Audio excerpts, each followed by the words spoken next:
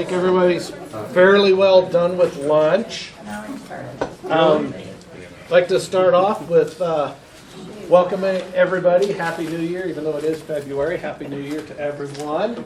And can we give a round of applause to our meeting host and sponsor, Gallagher. Thank you, guys. Before we get started, there's a lot of new faces in the room today. So we'd like to go around and do some introductions. Let us know who you're with and if you're new to Colorado PRIMA. So, Jason, I'm going to pick on you as soon as you get the chip out of your mouth. Well, I did say I wasn't through eating when you said I know.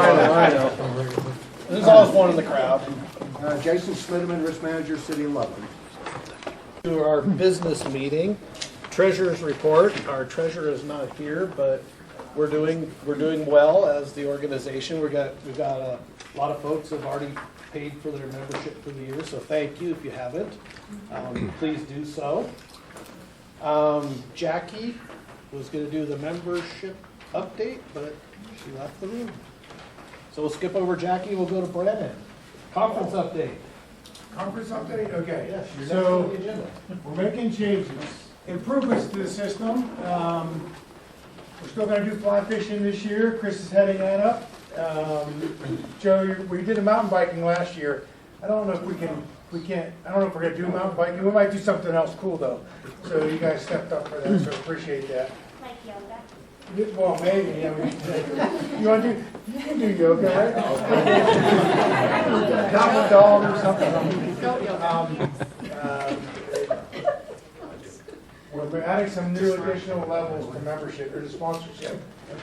So it's coming out, we're gonna start pushing the notice out in the next couple of weeks.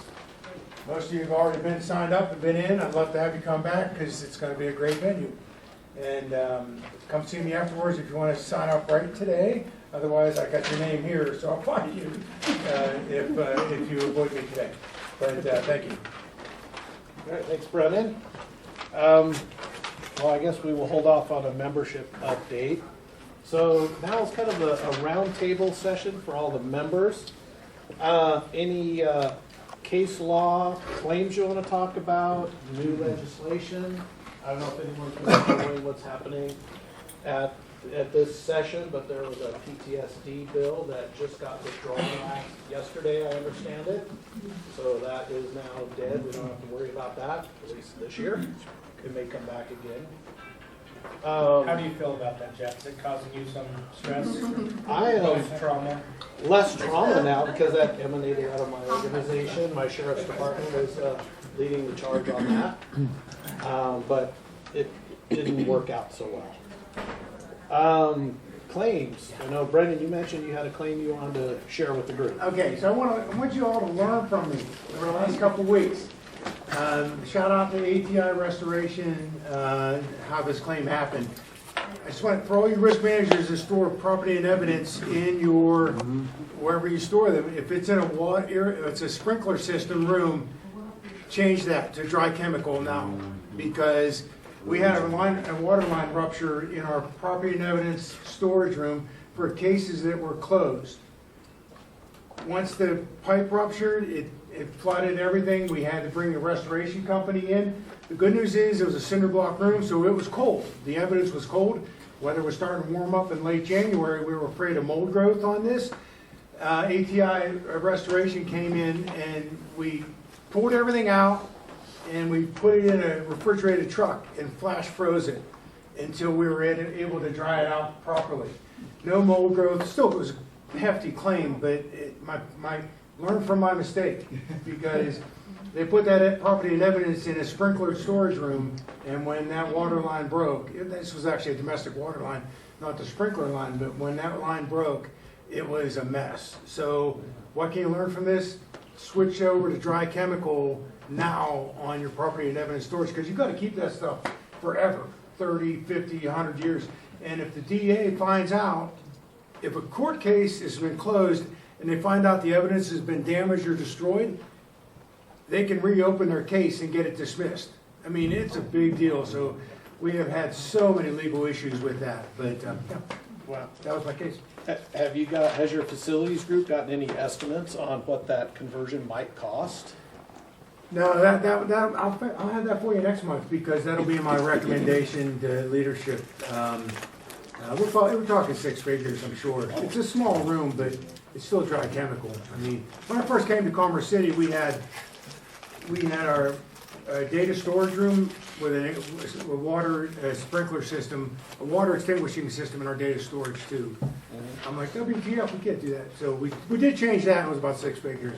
My guess is this is gonna Be similar? Okay, yeah, that'll be interesting to hear what's going on. Is It anyone never, else? it never goes away. The evidence, if you're involved with police and records, it never goes away. Right. And, yeah. Okay. Anything else anyone wants to share with the group? I actually have something else. too. Okay, well, the floor is yours. I'm freaking tired, let me just tell you that to start with. But make sure you work, risk managers, make sure you guys work with your railroad company. Like, because you got railroads, the railroad tracks up to the roadway, up to the tracks. I mean, make sure you're on a good relationship with the railroad, because we had a claim, I've had about 6 claims because of this railroad track on 56th and 56th Avenue West, just past Highway 85. And I mean, they keep running over it. And the problem is there's 6 railroad tracks, but they haven't been properly maintained. We city risk managers are responsible up to this railroad track, and then per contract, railroad takes care of between the tracks. So everybody that's hitting these tracks, we haven't been maintaining it because we haven't communicated with the railroad. I'm probably at, I've paid out 50,000 probably in railroad claims because it's a dangerous condition of a roadway that we never addressed, so the governmental immunity is impacted. And then the railroad, BNSF, they've actually covered about 40,000. So we have a plan in place now, so that should stop. But make sure I just stumbled on this like a couple months ago, so make sure you work with your. I need some new tires, Brendan. What's that address again? It's on 56th and something. Because I'll actually consider that.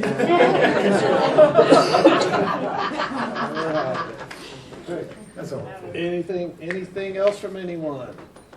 Jackie, can you do our membership update, because you're out of the room at the time. Why, thank you. I appreciate everyone. Do we have anything else? New business? Yes? I was just gonna say, I don't know who all was at CSI the other day, but we're working on the gathering data for the 300,000 cap. You know, Okay. they want to try to remove the lower caps and go to the upper cap. Just go to a single cap. Yeah, single cap. So we're gathering data for our self-insured clients to see how that would affect them if we did that. Mhm. So Okay. just we're doing Longmont and our clients, but for those of you that need to gather that data, they need it kind of ASAP. Okay. I imagine Pinnacle's probably well aware of that as also. And you guys got all kinds of good data for that, I bet. Yeah, Jeff, I think that goes on the 29th is when they start the discussions in the House on that. Yeah, So they you're need to right. be here prior to that date. Before March 1st, as in next week? Yes. Wow. They said if you have it, send it to Bill Rush. Yeah. Okay. All right. Anything else that is of interest to the members? All right, with that, we'll start our educational program. We've got Jamie Powis here from Pinnacle. He's going to talk to us about the changes within NCCI and how X mods are calculated and new split points and so on and so forth. And then we have Jeff Kassal and Joe Halstrom going to give the group a market update and outlook for 2024, how bad our insurance renewals are going to be this year. So with that, we'll go ahead and get started. Hi, I'm Jamie Powis. I'm an underwriting specialist with Pinnacle Assurance. I'm going to have Joe log me into his computer so I can get my presentation up. Just give me one moment. So, one of the major changes with NCCI this year is their experience rating plan methodology update. They do have a couple Other changes, one that has been ongoing actually is their Atlas initiative, which is they're taking their tools and their resources, manuals and circulars, and they're making it more user-friendly. That's subjective, but the largest that will impact our customers would be the Experience Rating Plan Methodology update. So the overview in this presentation would be why did they change it, and then also going through what has changed in their methodology update. So primary and excess loss split point, state per claim accident limitations, the G value, the D ratio, credibility parameters, and then I've provided some additional resources as well. So why did NCCI change their methodology? So they periodically evaluate the plan methodology to make sure that it's equitable and accurate for the data that they have at the time. So they recently identified opportunities to improve that will bring us more accurate and predictive experience modification factors, equitable determination of primary and excess losses across states, EMODs that are less sensitive to large outlier claims, so the really big catastrophic claims, more consistent calculation of each employer's expected claim count, and then recalibrated credibility parameters. I will add too that the methodology update looked at whether or not the complexity of some of their calculations was still needed and valuable, and they did remove some of that complexity because it didn't actually add value. So the primary excess loss split point determines, of course, the split between the primary loss, which is weighted more heavily, and determines frequency of claims, and then the excess loss amounts. Each NCCI state now has a state-specific split point amount. Primary losses receive a greater weight than excess losses in the formula, and because of this, primary losses have a greater impact on the mod. Again, that's the frequency piece of it. A key improvement of the proposed plan changes is increased recognition of the difference in state costs. And I will add that these are NCCI states only, so independent bureaus and monopolistic states, there are no changes as far as this presentation is concerned. There may be, but at this point the NCCI and the independent bureaus do work together to share research and those types of things to see if changes need to be made, but this is only for NCCI.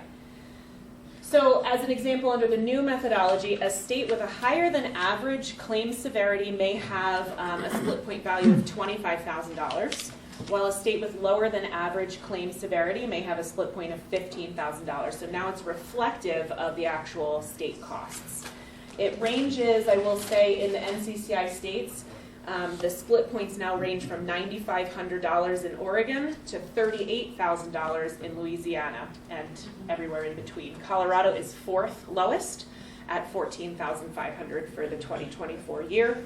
And split points will be reevaluated each year with the rate filings for each one of those states. Okay.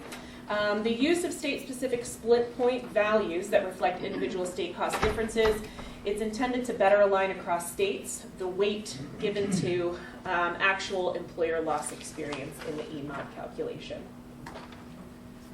State per claim accident limitations have also changed. It's the maximum dollar amount from any one claim that might impact an employer's experience mod factor. So the state accident limitation is intended to curtail the impact of those larger outlier claims. And it will now be calculated using the 95th percentile of lost time claims for each state.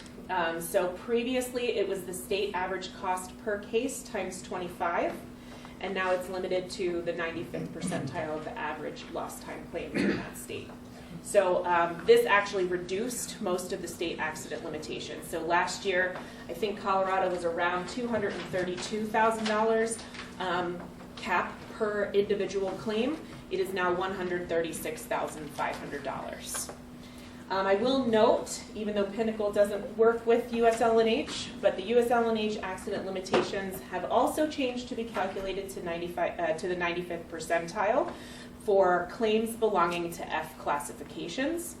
multiple claim accident limitations, so claims arising out of an occurrence, multiple claims, is still going to be 2 times the state accident limitation. So in Colorado, 136.5 times 2, that's the multiple claim limit. And then there's no change to the disease loss limitation. The G value is also changing. It represents state average claim severity in thousands of dollars. It's filed each year with the state loss costs and rates filings. The primary use is the determination of an employer's expected claim count, which serves as the basis of credibility, assigned to primary and excess loss experience. Calculation of G has been revised to reflect the state accident limitation and 70% reduction of medical-only costs where applicable, and I will note, it is not applicable in Colorado. We have a state exception for that particular rule. Previously, the average claim cost was unlimited, so now it's limited to the state accident limitations. And then in the calculation, it tells you the employer's expected losses, total expected losses are divided by the G value. And then because they already reflect the experience rating, the ERA and accident limitations, this change in how G is calculated makes for a consistent calculation of each employer's expected claim count. And then the D ratio, the discount ratio, is the expected percentage of losses that fall below the split point, which is the primary portion of the loss. So the D ratio helps us calculate what the expected primary losses would be for an employer. It does go hand in hand with the primary and excess loss split point. So previously, because the split point was set at one value for all states regardless of the claim costs in that state, the D ratio varied widely across the states. So what they did was, in using the now state-specific split point values, the D ratio is going to be more consistent and will be approximately 40% across all of the states. So the expected loss ratio multiplied against payroll divided by 100 is the expected losses, and then we take the D ratio, which is a factor, and they're multiplied by the D ratio to give us the expected primary losses for that particular classification. I will add the new methodology also removes classification level weighting in the D ratio and only uses hazard group instead of combining the two. So hazard group and classification added complexity where there was no value. So they removed the classification specifications there. And then the credibility parameters, there are 10 credibility parameters that have not been updated in over 2 decades. So NCCI wanted to make sure that those are still valid, and they have been recalibrated. They did not give, except for in all of their research, which is hundreds of pages long, they did not give any additional information about this. They just said they've been recalibrated so that now things are more consistent and equitable across employers. A couple notes for those who know that Colorado is a net of deductible state for reporting to NCCI. I will mention that the calculation of the net portion of that is limited to the split point. So previously, if you had a $100,000 loss, the split point, if you had the highest small deductible on your policy, Pinnacle offered $18,500. We would net out that amount from the total amount of the loss, and then NCCI would use that net calculation to calculate your experience modification. That is now limited to the split point. So if you still carry an $18,500 deductible, it will not net out $18,500. It will only net out $14,500 because that's the new split point for 2024. And then in NCCI messaging, there is a net zero change overall in states with these new changes, but each individual employer may experience a plus or minus approximately 5% in their experience modifications. And that's all I have. Does anyone have any questions? So the split point coming down means that the frequency in Colorado has been better than probably what the national average was? Is Yes. that what it looked at? Yes, that's correct. And there is an assumption with the split point coming down that because the primary portion of the loss is now lower, E-mods would come down, but because of all of the different changes, we can't actually predict that that's going to be accurate for every employer. So were you by chance tracking kind of how it's impacting your book of business, or? I know our actuaries are starting to look at it, but we have not done a full analysis, and I don't believe we'll do any for external messaging.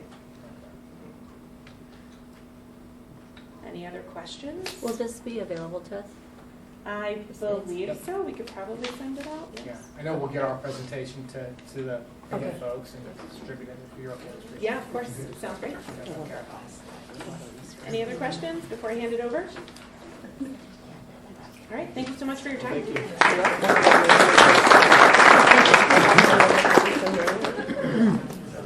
Thanks, guys. For those of you that I haven't met, Joe Halstrom, I work on our public sector team, and then I'll let Jeff And introduce. Jeff Kassal, I lead the public sector team here out of our Denver office. So we're going to do a quick market overview, and then we're going to kind of look at where we've been the past couple years, look at the current market, and then kind of see where we're going. I know Jeff's looking forward to that. And then, so we showed this last year. Just kind of shows the cyclical nature of the insurance market between the hard and soft market, right? You know, that arrow there, I think that's representing the property market. It's definitely been a hard market in property, and we've seen the rates rise, but we haven't seen the profits that come with it yet. If you were to take cyber, I would say cyber is moving closer to the softer side of the market. Maybe on the top right there where it says rates start to fall a little bit, maybe cyber's there. So every line's different in this cycle, but generally it follows this cycle.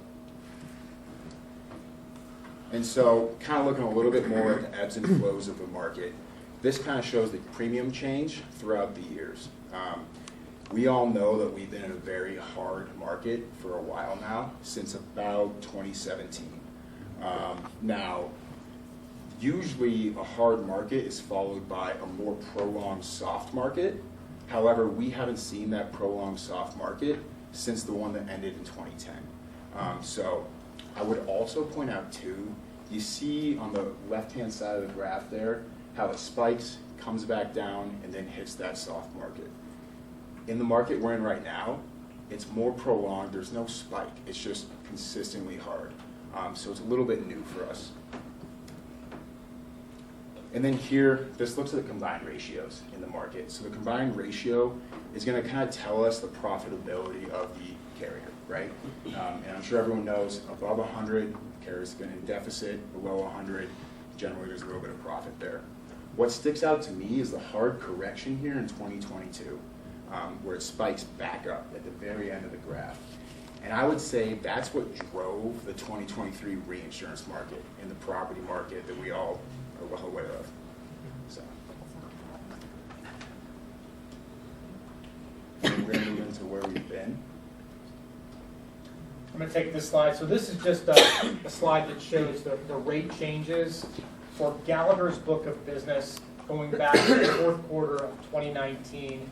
And you probably can't see that really well, but if you look here, there's a pretty consistent compression between 0 and 10% for most lines of coverage. The outliers are this one here, which is cyber, which everybody here in public sector kind of saw that peak. I think it hit public sector before it hit other market segments in Q3 of 2021. And now, as Joe was alluding to, we've really seen that come down. So we'll talk more about that later. And then this line here, the yellow line, or whatever color that is, green, represents the property market. And we'll talk more about that, but we've been seeing, obviously increased rates from property insurance perspective.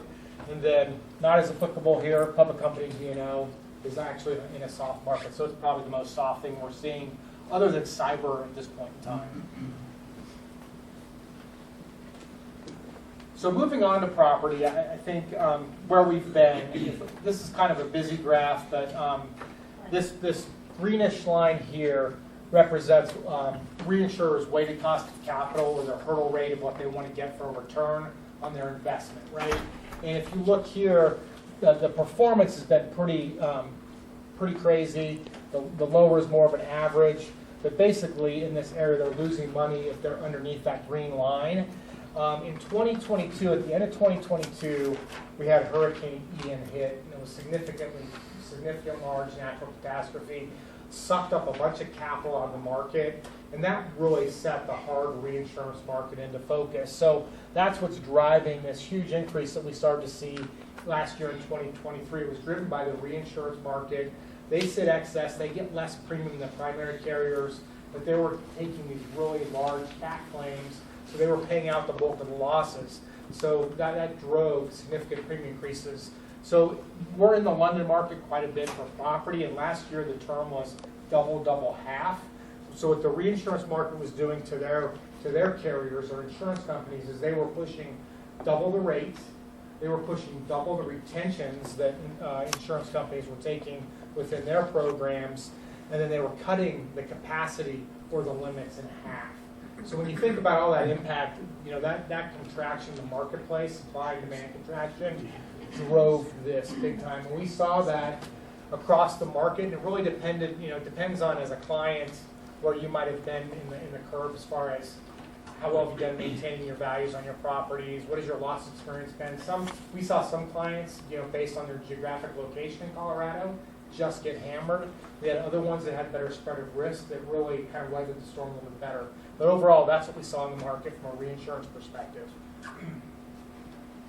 This is just an exhibit that shows across Gallagher's public sector book of business, the rate changes that we've seen for our property book of business across the country. We excluded the Southeast and the Northeast just because the data was skewing the numbers a little bit. But from the median of 17% to the 75th percentile of 27, 28% is what we saw for rate increases, towards the end of the fourth quarter of 2023 for our public sector book of business. And this is all in. This is single carriers and shared and layered programs. So the next slide is a very similar slide, but it is for single layer programs. So the spread is a little bit higher here than we're going to see in a second. So between 17 to 30%. And what I would say is last year, we were seeing more pressure in the shared and layer market than we were in the single carrier market. That's the FM Globals, the Travelers, the Zurichs, the Lexingtons, those that have the ability to put up enough limit that they could write the whole thing, and we're not seeing many carriers do that. But we're seeing more rate increase now from those carriers than we did last year. I think they're late to the dance to get rate increase, or they're taking more net. They relied less on reinsurance. So now they're pushing more rate this year. So if you go to the next slide, you're going to see our shared and layered programs spread is 13.5 to 17%. So it's coming down. But last year, that was our big one where we were seeing big increases. So I think what this reflects is we saw them get their pound of flesh last year, right-size their book, and get the adequate rate, change the terms and conditions that we talked about relative to double, half. This is just a good example that just shows that of the top 10 largest cat losses ever in the United States, 6 of those have happened within the last 6 years. So if you put that into perspective, that's pressure on our property market, right? So that's crazy. So 6 of the top 10 have happened in the last 6 years. And then this you can't really see, but this just kind of shows there were over 25 billion dollar loss events in 2023 in the United States. I don't think you want to see the outline of this is supposed to be the United States here. So I think Colorado is number 3, which is the Rockies hailstorm and central eastern severe weather. But anyway, just highlighting the fact that we had $25 billion events in 2023, and really, it used to be most of those were named storms out of Florida, maybe earthquakes out of California. Most of this is being driven by convective storms and hail, which is a big kind of paradigm shift from what we've seen historically. Then this chart just kind of highlights that. SCS, these are the types of claims by peril. SCS is severe convective storm, as you can see. That dominates the cat losses for 2023. And the billion-dollar events, this actually says 24 here, but shows, the United States obviously is the bulk of the exposure or loss activity. Only thing I want to point out here is this just kind of breaks out severe convective storm losses and where we're seeing them across the country. And these are regional carriers writing business in the Midwest. And this is a combined ratio, so if you look at this dot here being the line for profitability, they have been losing their shirts in the Midwest on severe convective storm, right? I mean, they're not making money, and the darker line is 2022. No, I'm sorry, the lighter line is 22, the darker line is 2023. So just this, again, just putting more emphasis on what we're seeing in the market. You know, historically speaking, underwriters were modeling quake and named storm and flood. They weren't modeling these types of storms. So we're seeing a lot different modeling now and continuing to see enhancements there. How credible it is, I don't know at this point in time, but it's definitely a focus for a lot of our carrier partners. Hey, Jeff, Yes. question. Do clients taking larger retentions, does that provide much of an offset to the rate increases? So Jeff, if you think about it, we have a client that has $150 million loss limit. Their first $15 million limit is 80% of the premium. Okay. So my point is, if you want to take a larger retention, you are going to see a savings in that first, in the lower levels. But that's also a working layer, and we'd highly advise that really work with your actuaries to make sure you're funding for that correctly. Right.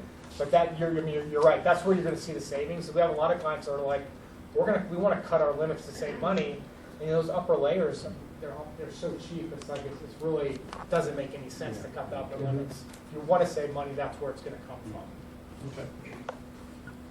And then this is just another exhibit that just shows the different cat losses. The kind of aqua color line just shows severe convective storm, and then named storm, which is wind in the southeast.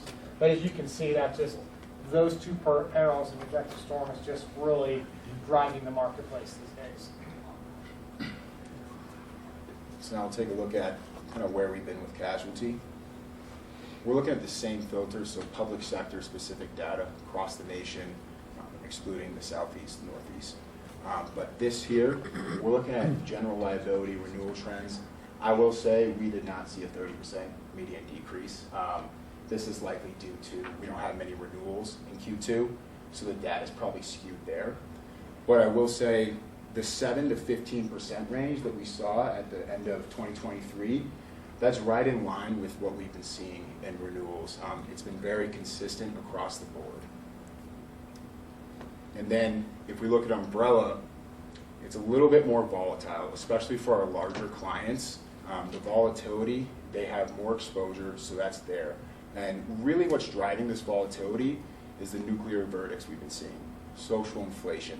Those large claims have been driving it, and I would even say that it's because, same thing Jeff was saying, because the umbrella carriers are sitting excess of primary, they're taking less limit to have more risk to their book. And so these frequency of claims hitting their layers and the severity of them is causing this price adjustment and the volatility.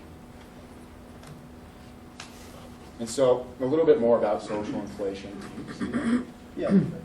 So these two charts just kind of show the cumulative dollars spent on nuclear verdicts and then the average dollars spent on nuclear verdicts across the years. And really what it is we're seeing increased frequency in nuclear verdicts across the board, and it's driving the casualty market. And then the other part of the social inflation nuclear verdict conversation is third-party litigation financing. These two graphics kind of just show how the growth in litigation financing has continued to grow. And if 23 was on here, we would expect to see it above 22 as well. Now, with third-party litigation financing, who's really winning, right? This is old, but it still gives a good picture. So that blue part of the pie graph, that's the plaintiff's compensation. Once you involve third-party litigation financing, it takes, 8%? It takes 8% from the plaintiff's compensation and gives it to the legal cost, to the financiers. So really what it is doing, it's taking away from the plaintiff's award, and it's benefiting these firms that are investing in this because they're expecting a return. and it's 12%. Joe was an English major. I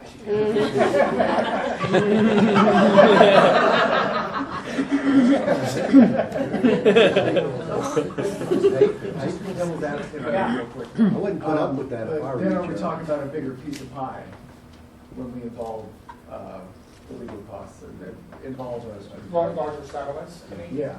I mean, Yeah. anecdotally, I think that there's some logic to that. Yeah. I can tell you, we just had a settlement where the plaintiff got $140,000. Plaintiff's attorneys got $700,000. And then the defense side paid $300,000. Who won in that deal, right? I mean, so I can't speak, that's a anecdotal, but I think Yeah. the logic possibly makes sense. Okay. You had that slide a ways back, but it was basically like the $1 billion losses. We're like 10x of Europe. Is that something that's baked into like our system and our economy, or is it more of our like climate variety, or is it this litigation? Well, I think the big losses are rising costs of building. When we'll talk about this too, but building materials, labor, all that stuff. We've got more dense areas in the United States today. Stuff that wasn't exposed to large storms, or I saw a picture of Miami area, 50 years ago, or compared to today, right? I think it was one of the Palm Springs or Palm, whatever it is, down there, and it was amazing how much more dense it is today than it was back then. So if a named hurricane were to hit that area, there's just a much bigger exposure base. And then we've got significant inflation, right? I mean, building cost inflation has just been going through the roof, which you'll see here in a second. So next, just jumping over to auto. This has been a distress line for us now for going on, I don't know, I feel like it's 7 or 8 years. It just continues to be a tough line of coverage. And we'll talk about what's driving that. But we saw anywhere from a median rate of 12% to 20% on the 75th percentile across our public sector book of business. And that obviously varies depending on the client. And that was Q4 2023. Really, next slide, Joe. And then this is, I couldn't find a slide that spoke to auto physical damage for commercial, but this is personal lines, but I still think there's some applicability here. So this is combined ratios for personal lines carriers, and you can't really see the data. I don't know. Combined. So this is 23. So, I mean, we're going back 7 or 8 years. You can see that if we're looking at, this is loss ratio, not combined ratio. If we wanted to say 70% is where carriers are making money on a loss ratio, leaving 30% for expenses, that's everything above this line is unprofitable. So you can kind of see the last 7 or 8 years for auto physical damage has just been a challenge. And if we go to the next slide, we can kind of talk about what's driving that. So this just shows the CPI, which is the light green line versus the purple line, which is auto body work. It's outpacing CPI. A lot of that is the cost associated with the vehicles, as well as the labor associated with that as well. The next slide will go a little bit deeper. So what's driving the physical damage cost drivers? Our supply chain. Be curious to see how many people guess how many computer chips you think are in an auto on average. 50. Yeah. About 1,500. Man, you're pretty good. So 1,000 to 3,000. So call it 2,000 on average. Had no idea, right? So when you think about that and how that's impacting supply chain and how, holding up vehicles, like we had a truck during COVID that was at the body shop for almost a year. It was getting supplies, all that stuff. So that's a huge driver, supply chain. Higher speeds on highways are driving higher severity of claims. We know distracted driving. The last 3 years, distracted driving incidents are up 30%. Electronics we talked about. Prosecutorial priorities. So, a lot of cities across the country are not prosecuting car theft, right? So, what's that do? Well, who remembers the Columbo saying, right? If you can't, what was it? You can't. don't do the crime if you can't do the time, or something like that. You guys remember that, the old people that are my age and older? So now it's probably, do the crime because there is no time, right? So anyway, so that has had a big impact on insurance. So, there we go. So turn back over to you on cyber, yeah. Yeah, so cyber, kind of where we've been. We've seen the market really start to stabilize. A lot of this is because the controls have kind of become the norm. I'm sure everyone's aware of the controls, and we've had to put them in place, and we've kind of gotten them in place for the most part. And so it's helped stabilize the market. Here's the controls. I'm not going to read them because I'm sure everyone's aware. Things like multi-factor authentication, all that. And then real quickly touching on comp as well. So work comp, historically, has been one of our better performing lines of coverage. I would say Colorado is more in line with that medium line, the blue line there. We've seen it pretty flat on average for our clients. Now what I will say though is for those self-insured clients, we've seen some of the retentions being pushed up, especially for law enforcement, up to around 750,000, right around there. And for some of our clients who don't want to assume that much risk in their self-insured program, we've seen Pinnacle come to the table with some creative high deductible options that has kind of helped us work around that and find a happy medium between guaranteed cost and these high self-insured retentions.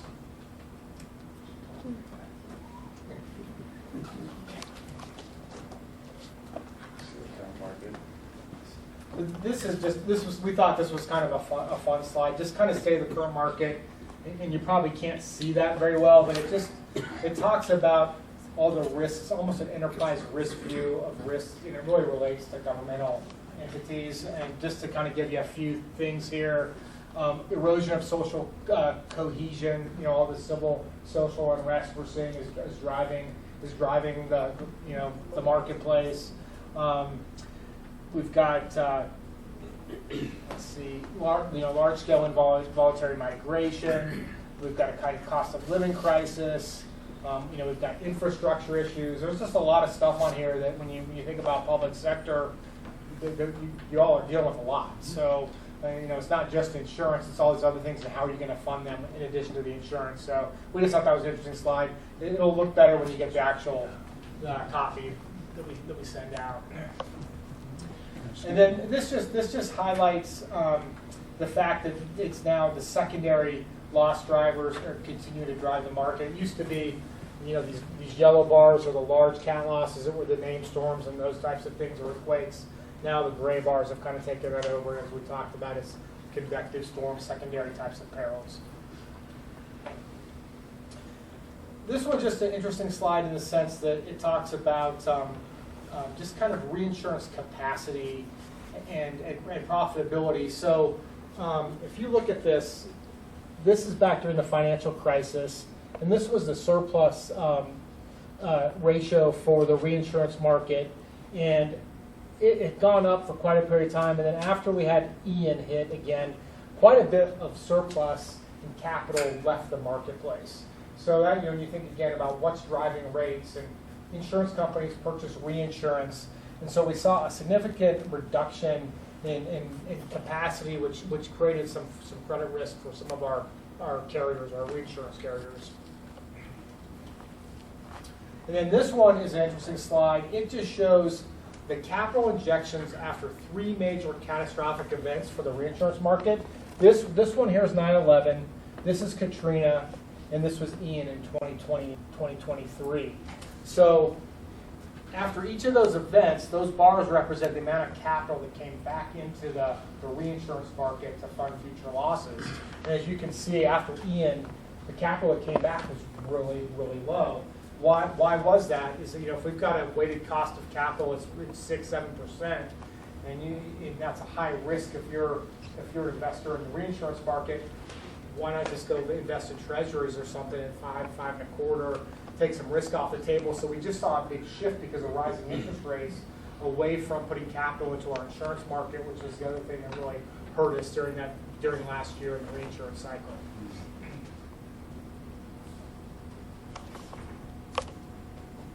So where we're headed on the property side, I think, definitely the large property placements. If you're not with like an FM Global, you're going to have a shared and layered program most likely. We're seeing growth in the E&S marketplace being a big provider of that capital, and that trend just continues. And then this is just a quick slide just to show the index, as you were asking about, rising building costs have really been driving the market. I mean, a few years ago, carriers were looking for 12 to 15% increases because the cost of labor, cost of materials was going up so quickly, especially during COVID. So that has been a driver. I would say this year, FM Global came out with, I think, their index, which was a 7% recommendation. We're seeing everything from about 3 to 7. And a lot of that depends on how well have you done keeping your property schedule adjusted for trended year over year. So we're seeing clients that haven't done as good of a job take bigger trending increases, and those that have done a good job are seeing a smaller amount this year. Hey Jeff, what are you guys seeing as far as doing appraisals? I know we do a full appraisal every 5 years. Is that an appropriate interval, or should we shorten that given the way the economy is? Yeah, so what we used to see, Jeff, best practice I would say was 5 years. Do 20% a year, extrapolate that data from those 20% to your other similar building structures if you can do that. That's kind of ideal world. And then with all the rising costs so fast, we've started to see more underwriters prefer to see it on a 3-year cycle. So you're doing a third, a third, a third. I think if we see construction costs start to settle down a little bit, maybe that 5-year cycle will be more appropriate. But it's still 5 is still good. But with the trend we're starting to see is towards 3. Because we just did a full appraisal, had everything done in 22. So yeah, so we're coming up on that 3-year, and I'm wondering, since we did, our carrier actually questioned some of our values based on an appraisal that was 1.5 years old. But you've got better data that's only 3 years old to trend. Right. If we just manually trend it now, Right. it's still better than not. So, yeah. And a couple of slides here. I'm not going to belabor the point, but just trends we're seeing in property in general. We're seeing water damage deductibles. Obviously everybody's aware of the percentage deductibles on wind, hail, convective storm. I don't think there's anything else. We have the freeze deductible. We're starting to see, we haven't seen it in Colorado yet, at least we haven't in our book of business, but we've seen it across the country, where similar to wind, hail, it might be a per location deductible. We're starting to see that in the marketplace for freeze deductibles apply per asset as well. So that's something we haven't seen hit, but it's out there. Back to the valuation thing, underwriters. Yes, go ahead. So each building location would have their own individual deductible? Correct. For a freeze. So, Right. Yeah. We haven't seen that in Colorado yet, but Jason, but it's out there in the marketplace. Is it right? any size? Places Is it in limited by Texas. size, square footage, usage? It's based on the value of that location, just like a wind hail deductible. So yeah. So we did multiple meetings last year with underwriters in London, and those are grueling because you meet with I feel like 12 syndicates a day. The first question that came out of every underwriter's mouth was, tell me about your valuation, your statement of value, how are you trending your properties. That has been because just making sure that they're getting adequate rate for their exposure, right? If you're an insurance company, if you're a pool, you want to make sure that you're getting the right premium for your exposure. So that continues to be a big issue, and will continue to be. And we've even to the point where if they're not comfortable with your schedule, they might not quote, or they might say, hey, we're gonna go to a scheduled value. It's not going to take it off a blanket. So whatever your value is what it's insured for. If it's grossly underinsured, you're grossly underinsured. The other piece is they will do a margin clause and maybe say 10-15% is the most of what we'll pay. So if you're building scheduled for $10 million, we'll pay 10% or 15% more than that if that's the most. Under a traditional policy where you have blanket or you just have a large loss limit, you can have a property on your schedule for $5 million, you have a total loss and it's 10, and they pay it, right? Because that's how the policy has been structured. As brokers, we want that for our clients, but it also has to be a win-win in the marketplace. And carriers have to get, they have to get fair level of insurance to make it work. Yeah, and then this is just kind of kind of a recap on critical drivers that we're seeing just, in general. I think the thing I just want to talk about here is cat exposure aggregation. So that's kind of underwriters really trying to manage what is their cat exposure in various markets and how diverse is their book of business, right? So we've had some clients in northern Colorado that got non-renewed, and it wasn't because they had loss experience, it's just because of where they were located. We talked to other carriers about replacing that coverage, and they're like, we already write too much business in that area, we can't take on any new exposure.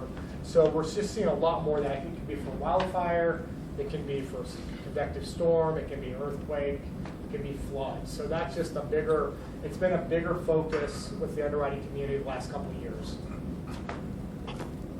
Now kind of looking at where we're going with casualty.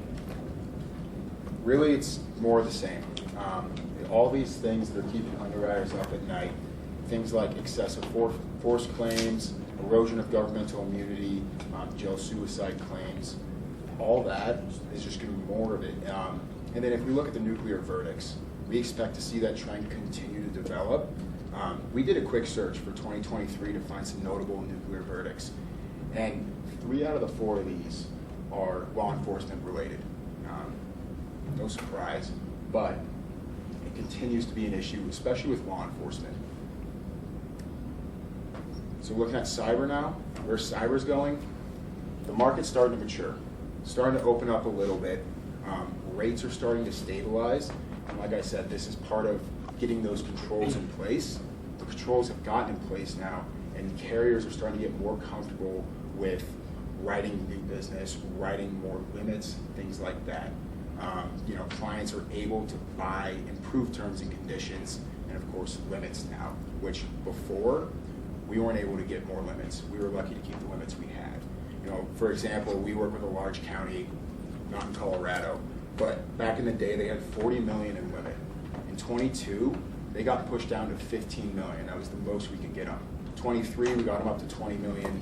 This year, we think we'll have options for them at 40 million. So the market's starting to open a little bit. And then this just does a good job kind of showing how the pricing is fluctuating in the market. That line is the pricing index for cyber. So we see it peak, come down, and now it's starting to kind of level off a little bit. However, claims activity isn't down. It's up. So that we can see, that line on top there is 2023 ransomware activity, and it's comparing to 2022. It is almost doubled from 22 to 23. So ransomware activity is still up, and cyber criminals are still finding a way to circumvent these controls, which we've all gotten in place, and find new ways to get into our systems. So cyber criminals in 2023 were able to get $1.1 billion from ransomware. In 22, that number was $5.5 million. So it continues to be an issue, continual growth in claims. This graphic just has some good stats on it. Really where it's comparing 21 to 22 and the growth in all of these different stats. And we would expect 23 to continue to grow on all those stats. What's interesting though is we're starting to see a trend in non-payment of ransomware claims. So it's tough to see, but there's a blue shading above that red line. And that's the non-payment of ransomware claims as we get closer to the present. And so really this speaks to getting the controls in place and the controls working somewhat. So you have things like training, air-gapped backups so your system doesn't have to be down. You don't have to pay the ransom, things like that. And then another part of this too is the services that are provided in cyber policies, things like a breach coach. When getting those services engaged helps drive these types of outcomes where maybe you don't have to pay the ransom.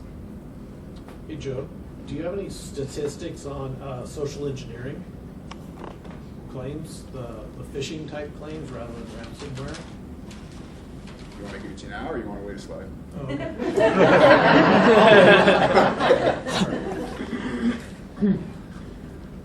So this slide is pretty compelling. So what it's doing is comparing the cyber reinsurance market premium volume to that of the property cat market.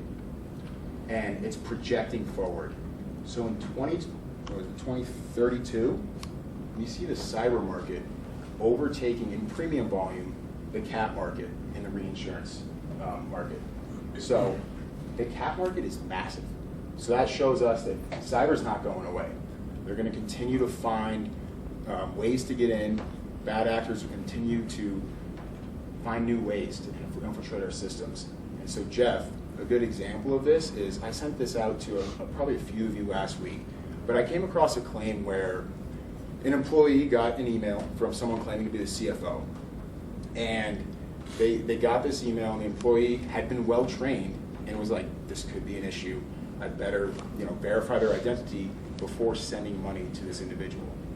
So they requested a video call, and the employee hopped on the video call with a deep fake AI version of the CFO and other employees in the company. And so the employee did not realize it was a deep fake, and they ended up sending $25.6 million to this bad actor, unaware of what was going on. So they're going to continue to find new ways to get our systems, and what that tells us is we need to continue to evolve too with the controls we're putting in place. And then looking at workers' comp, where we're going here. Work comp, like we've said, it's been a pretty stable line, but we have seen claims start to increase in claims dollars. And really what that's due to is medical inflation. You can see here it's outpacing all other goods and services by quite a bit. And I will note too that work comp medical inflation is outpacing this standard medical inflation right here. So it might be even a little bit more. So we're wary of claims starting to increase in dollars here moving forward. And another thing too that we're starting to see a little bit is those clients who are traditionally self-insured, we're seeing them start to look at moving towards more of a guaranteed cost type program. And really what that is due to is retirements. We think it's due to retirements. You're losing that historical knowledge and industry expertise from those risk managers that are retiring, and you're replacing it with, I'm not going to say younger, but maybe less experienced individuals or individuals who haven't been in the industry as long, and so they can't handle the administrative burden that comes with self-insurance or the expertise that it requires. So we're seeing them kind of look at moving back towards guaranteed cost type programs. So that's another trend we're kind of looking out for as we go forward here.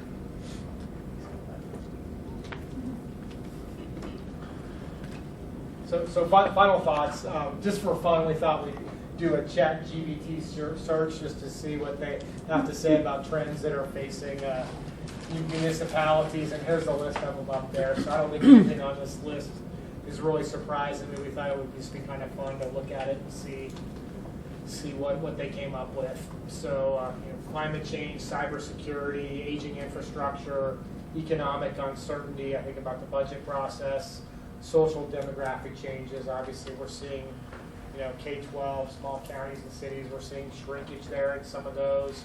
Public health crisis, political instability, social inequality, technology advancements, and legal and regulatory compliance. So that's it. Any other questions for us?